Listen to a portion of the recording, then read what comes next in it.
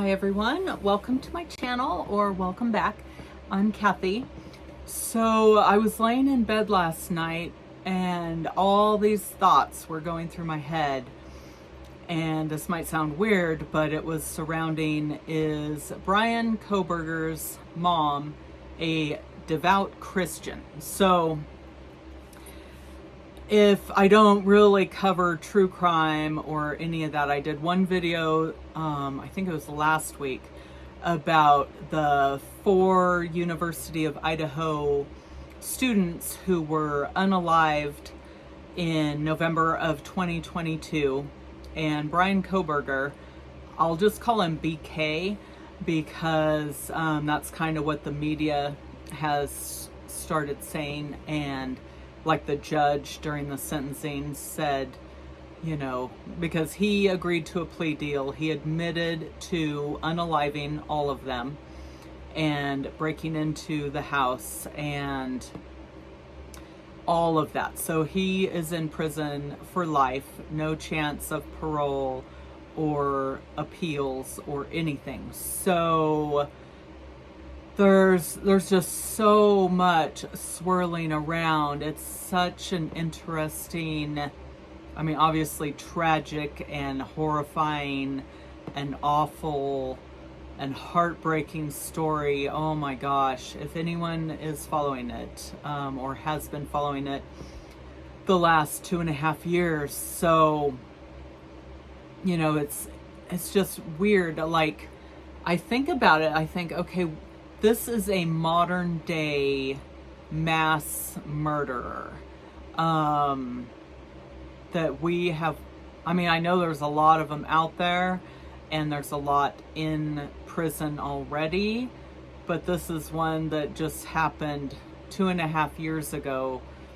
And I grew up in Eastern Oregon, which is right next to Idaho.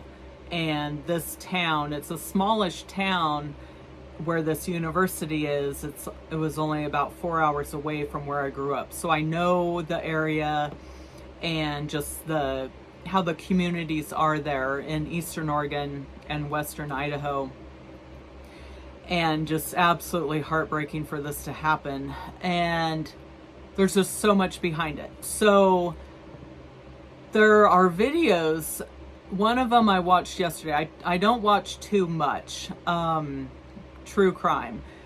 Maybe I might follow maybe a few cases each year, but not too many, because they are so upsetting and heartbreaking and awful, and it's just hard to wrap my head around, you know, what the families are going through, what the survivors are going through, you know, what went through the perpetrator's mind when they were doing whatever they did.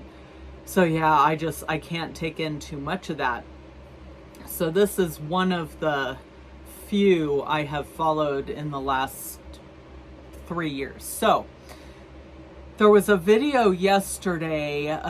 This guy was talking to a retired FBI agent gentleman, and they were trying to figure out, they were talking about how could his mom still be in contact with him all the time, especially when he was, the last 2.5 years when he was in jail, you know, waiting for, you know, different, whatever it was, waiting for the trial, which was supposed to start this in August, which is tomorrow, as of when I'm recording this,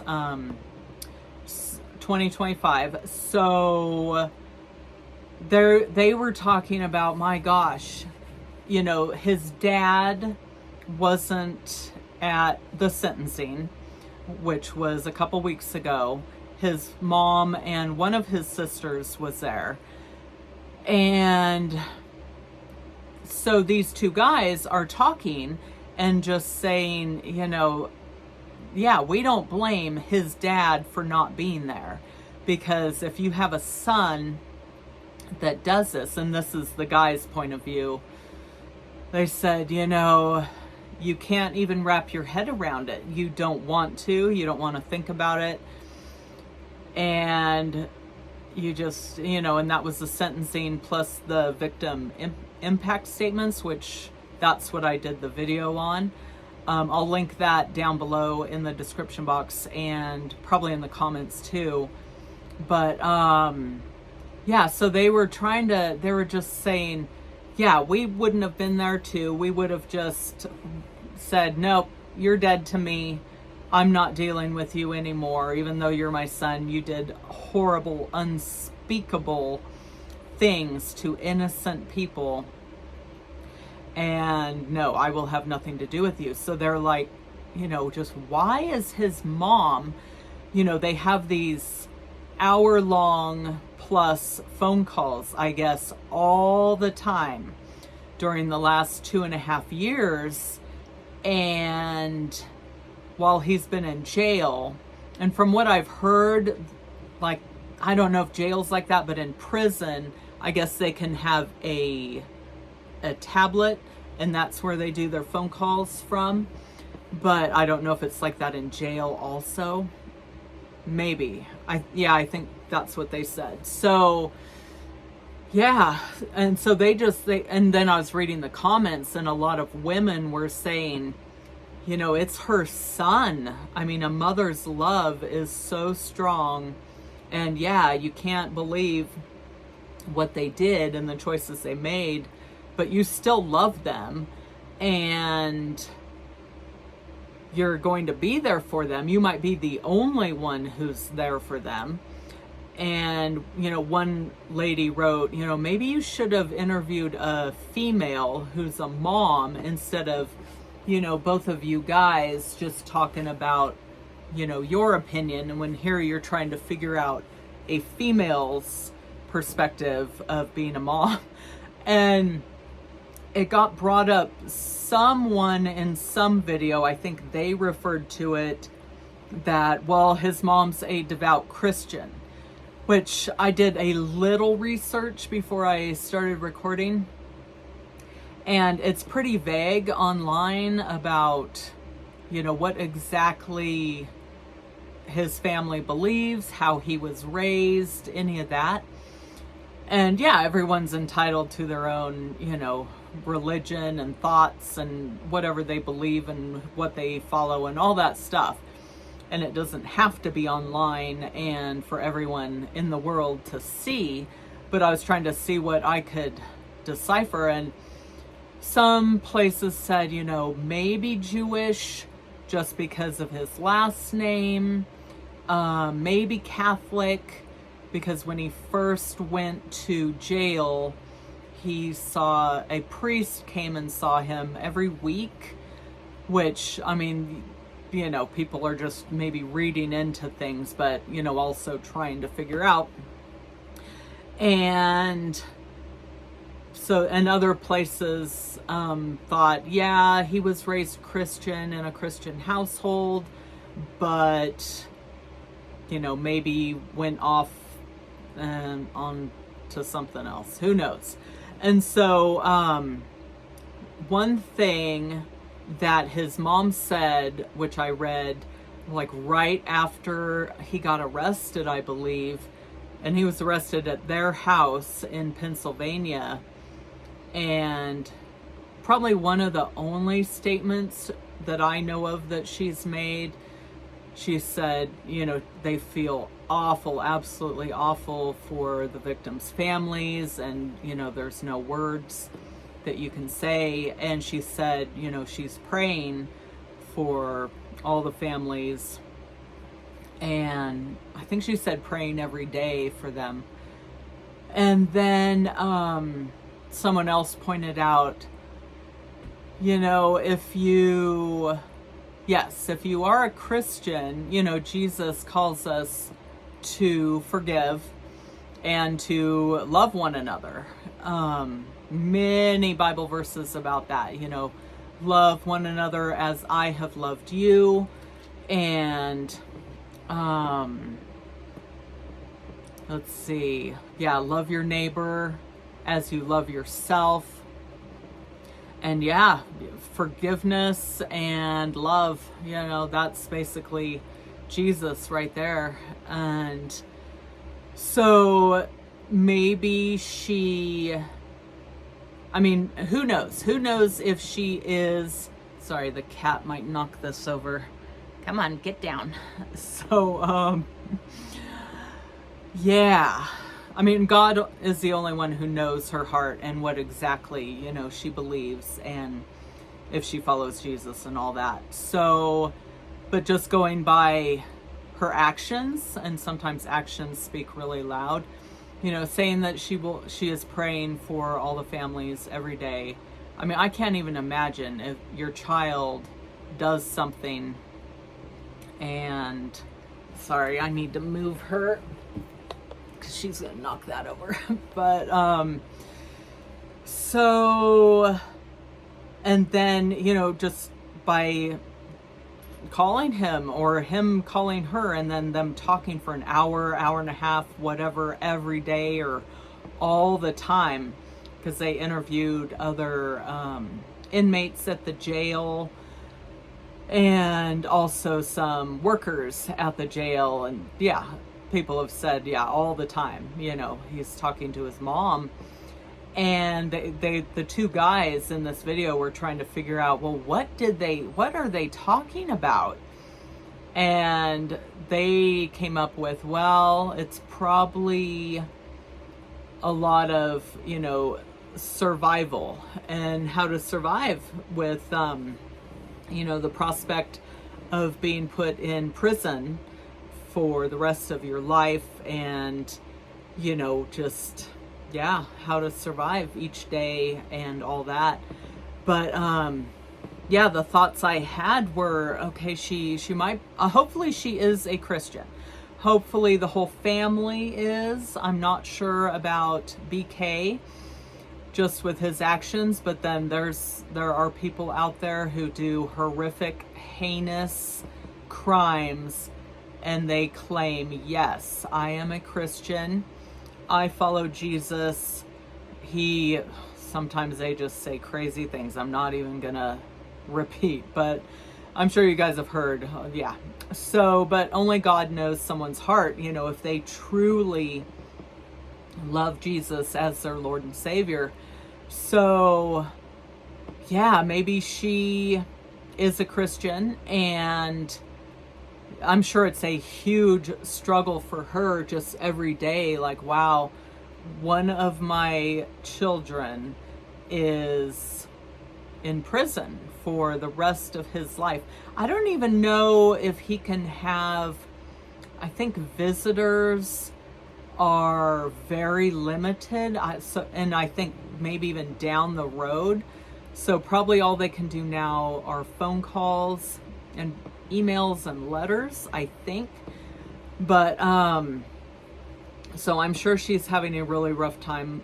If she's not a Christian, maybe this hopefully will bring her to Jesus, and hopefully it will bring all the families, all the victims' families, the survivors, the two surviving roommates that were in the house, and the criminal BK. Hopefully this whole circumstance will bring all of them to Jesus. And yeah, Jesus forgives and loves everyone so much. And yeah, sometimes we do bad things. And yes, he unalived 4 innocent people. But the Bible also says if we have hate in our heart I think it says for our brother, but you can say for anyone, then that's the same as murder. So we have to keep that in mind, that, okay, we might not be very different than him. If we have hate in our heart for someone that we just can't stand, we despise, we have to pray, Lord, please release me from this hatred. Please forgive me for having these bad thoughts and bad feelings towards this person. And that only hurts us. And yeah, it doesn't affect the person that you hate. It only affects you. And so, yeah, or so getting back to her, his BK's mom. So yeah, maybe she is a Christian and she's hearing for the last 2.5 years from the Holy Spirit and Jesus saying, you know, you have to forgive him. You have to love him. You don't have to agree with what he did or condone anything or, my gosh, any of that, but you can still love someone. And yeah, or if she was on the fence, hopefully this will pull her over to being a true follower of Jesus. Hopefully she can share that with her 2 daughters and her husband. Like I said, I have no idea. It was really vague online what the family believes, but just by her actions and showing up at the sentencing where the father didn't and one of the daughters, one of his sisters, didn't. So it was the mom and the other sister were there, which if I had to guess, probably the sister was there to support her mom. I have read and heard some things that one of the sisters was very suspicious of him when he was home for the holidays after the murders happened. And I don't know if it was that one who was at the sentencing. And both of the sisters lost their jobs when it came out that he was arrested, just because of the name. The companies, businesses, whatever, didn't want to have anything to do with that name, which is unfortunate for the 2 ladies. So yeah, we have to pray for all of them. It's an absolutely awful situation and event that happened, and hopefully BK can come to Jesus and really realize what he did. Most people, most channels online and commentators are, you know, they say, my gosh, he's so unfeeling. There's just cold, dead eyes, no emotion, nothing, shows nothing whatsoever. So who knows? But yeah, I will link the other video if you want to see how, I think it's titled Grace was shown at the Brian Koberger sentencing. And that was one of the victims, Xana Kernodle, her mom, her aunt, and her sister all did victim impact statements and showed grace, which was amazing. So that's why I did a video on that, just because I can't imagine. Yeah, so that took a huge amount of strength. And yeah, it might be taking a huge amount of strength for BK's mom to, you know, forgive and love. And yeah, because his dad and maybe his other sister want nothing to do with him. I mean, it'll come out in the future, you know, if they go to visit him or whatever happens. But it's, to me, this case is fascinating just because of where it was located, right next to where I grew up. And yeah, it's just unbelievable, mind-blowing. So, all right. Well, I hope this maybe gives someone something to think about. Yeah, I think it just comes back to we all have to forgive and love as Jesus did. So, all right. Well, I hope you're having a great day. I will see everyone in the next video, and God bless.